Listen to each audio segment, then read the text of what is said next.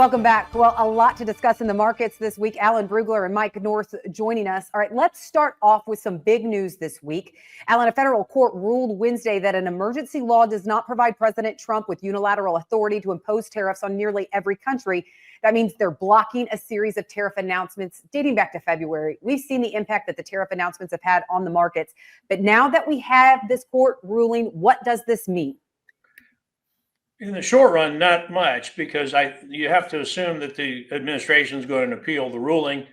And the question is going to be, will the appeals court then, the appeals process result in a stay, either freezing the tariff implementation or allowing it to continue during the appeal process? That's the first question. The second question, of course, is what does it do to the administration's leverage on the deals that they said we were coming close to, the EU, for example? I think we have to take it with a grain of salt. It is. We also need to remember that it does not affect some of the tariffs, such as the aluminum and steel. Those were implemented under a different section of the law that had been used back in 2017, 2018 era.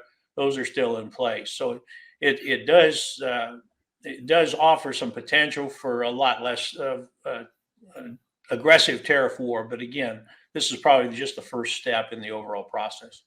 Alan, you bring up a good point. I didn't even think about the leverage piece of this. Mike, is that a concern of yours with this court ruling?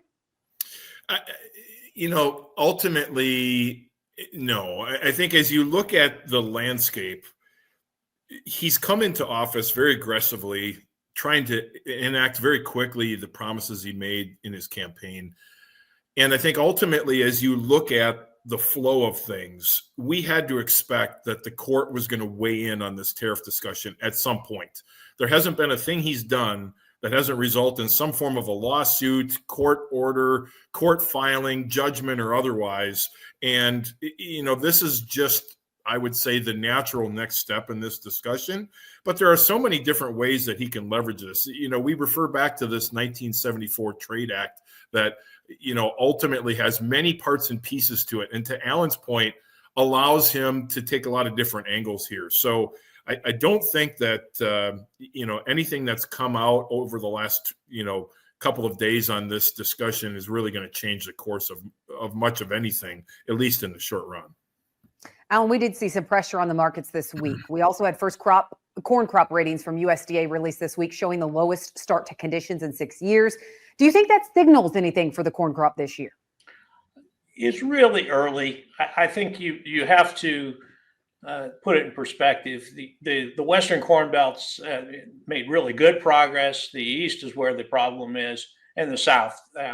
Certainly there's some risk of prevent plant down in Mississippi, up to Kentucky, and so forth. But it's early. And overall, the crop planting progress is still ahead of the long-term averages. So, it's mainly a question of will we get a little bit of a shift to beans if we can't get that stuff in by early June.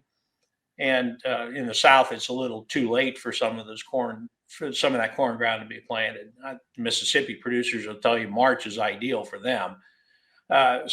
If anything, it's kind of making me lean towards a little less total corn acres, but the ratings themselves, I think it's too early.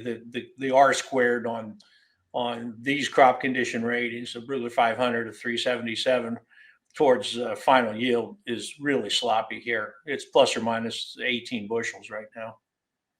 Mike, that leads into my next question, because we'll talk about it more in depth in the show later, but there could be significant prevent plant acres in the Southern Corn Belt, the Mid-South. Do you think this could impact acreage numbers in June? Oh, there's no doubt. The reality is prevent plant in the South will bring acres down in that region. The question still outstanding is, did we get more acres in the North? And, as we looked at the planting progress that took place, it completely lent itself to more acres going in. And certainly in my discussions with folks in the seed community and the agronomy community, they already suggest that there's more corn acres out there than what was projected in the March number. So, as you look at that could start to maybe balance that discussion a little bit and allow us to stay true to that March estimate.